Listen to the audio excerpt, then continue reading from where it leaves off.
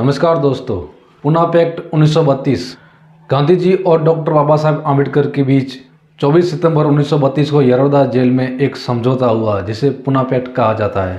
पहला गोलमेज सम्मेलन और दूसरा गोलमेज सम्मेलन 1930-32 में लंदन में हुए थे, जिसमें डॉक्टर बाबा साहब आम्बेडकर जी ने अंग्रेज सरकार के समक्ष एक प्रस्ताव रखा गया कि भारत में समाज वर्ण व्यवस्था में बटा हुआ है, जिसमें अनुसूचित जाति व जनजाति को अछूत कहा जाता है, उन पर असमानता का व्यवहार किया जाता है, उनको कोई अधिकार नहीं है, तो इन्हें अल्पसंख्यकों में गिना जाए, माइनॉरिटी में गिना जाए। जैसे सिख मुस्लिम समुदाय को अलग से गिना जाता है, वैसे ही अनुसूचित जाति एवं जनजाति को भी अलग समुदाय का दर्जा मिलना चाहिए, उनको भी अलग समुदाय के तौर पर माना जाना चाहिए। पर जब ये बात गांधी जी को पता चली कि डॉक्टर बाबा साहब आम्बेडकर जी ने अंग्रेजों के समक्ष ऐसी कुछ मांगे रखे, तब दूसरे गोलमेज सम्मेलन में गांधी जी वहाँ गए और डॉक्टर बाबा साहब आम्बेडकर जी की मांगों पर असमर्थन जताया और विरोध किया। पर गांधी जी की बातों को ब्रिटिश सरकार द्वारा अनसुना कर दिया गया और 16 अगस्त 1932 को कम्युनल अवार्ड की ब्रिटिश सरकार द्वारा घोषणा कर दी जाती है।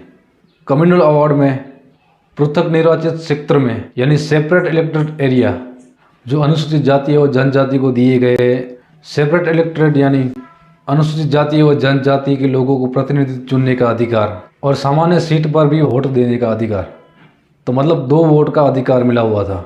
जैसे अनुसूचित जाति और जनजाति के समुदाय में अनुसूचित जाति का ही कैंडिडेट चुनावी क्षेत्र में खड़ा होगा और अनुसूचित जाति के लोग ही वोट करेंगे, समुदाय के उम्मीदवार को वोट करेंगे और जनरल कैटेगरी का उम्मीदवार अगर कोई चुनावी क्षेत्र में खड़ा होता है तो उसको भी वोट करेंगे। तो इस तरह से कम्युनल अवार्ड में प्रावधान किए गए थे और ये कम्युनल अवार्ड ब्रिटिश सरकार द्वारा रखा गया। पर इसके विरोध में गांधी जी ने 20 सितंबर 1932 को यरौदा जेल में आमरण अनशन पर बैठ गए और गांधी जी ने कहा, मैं मर जाऊंगा लेकिन ये नहीं चाहूँगा कि अछूतों को सेपरेट इलेक्टोरेट का अधिकार मिले और वे हिंदू धर्म से अलग गिने जाएं। जेल में रहते हुए गांधी जी ने ब्रिटिश सरकार को 3 खत लिखे, पर उन खतों का कोई असर नहीं हुआ। उसके बाद गांधी जी की हालत बहुत गंभीर होने लगी। हालत को देखते हुए डॉक्टर बाबा साहब आम्बेडकर जी को भी बहुत दबाव डाला गया और कहा गया कि अगर आपकी वजह से गांधी जी को कुछ होता है तो ये ठीक नहीं होगा, क्योंकि उस टाइम पे गांधी जी बहुत लोकप्रिय हो गए थे। तो लोगों का डॉक्टर बाबा साहब आम्बेडकर जी पे बहुत दबाव होने लगा कि आप गांधी जी को बचा लीजिए, आप गांधी जी के साथ ऐसा नहीं कर सकते, जिस समुदाय के लिए आप ये कर रहे हैं तो उस समुदाय को बहुत टॉर्चर किया जाएगा। तो इसी वजह से डॉक्टर बाबा साहब आम्बेडकर जी ने अपने समाज को देखते हुए अपने समाज के लिए गांधी जी से मिलने के लिए गए। गांधी जी, आप बड़ी नाइंसाफी कर रहे हैं हमारे साथ। यह तो मेरी मजबूरी है, आपका क्या सुझाव है? और गांधी जी को समझाने का प्रयत्न किया, मगर गांधी जी नहीं समझा। गांधी जी अपनी जिद पर अड़े रहे।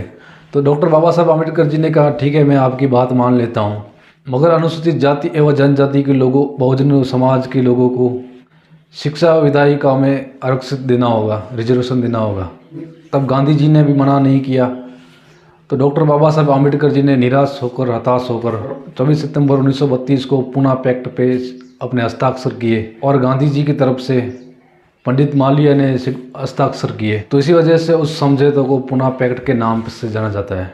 पर इस फैसले से डॉक्टर बाबा साहब आम्बेडकर जी ने बहुत दुखी हुए, क्योंकि उनको ये कम्युनल अवार्ड हासिल करने के लिए बहुत मशक्क़त करनी पड़ी थी, बहुत मेहनत करनी पड़ी थी। पर ये गांधी जी ने नहीं चाहा और गांधी जी की जिद की वजह से डॉक्टर बाबा साहब आम्बेडकर जी को कम्युनल अवार्ड छोड़ना पड़ा।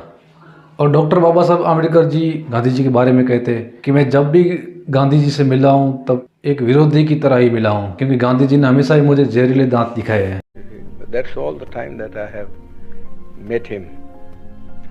But I always say that as I met Mr. Gandhi in the capacity of an opponent, I have a feeling that I know him better than most other people, because he had opened his real fangs to me, you see, and I could see the inside of the man, you see, while others who generally went there as devotees, you see, saw nothing of him except the external appearance which he had put up as a Mahatma, you see. But I saw him in his human capacity, the bare man in him. And so I say that I understand him better you see, than most of the people who have associated themselves with him can say. तो इसी के साथ जानकारी अच्छी लगी हो तो video को लाइक करें, चैनल को सब्सक्राइब करें। धन्यवाद।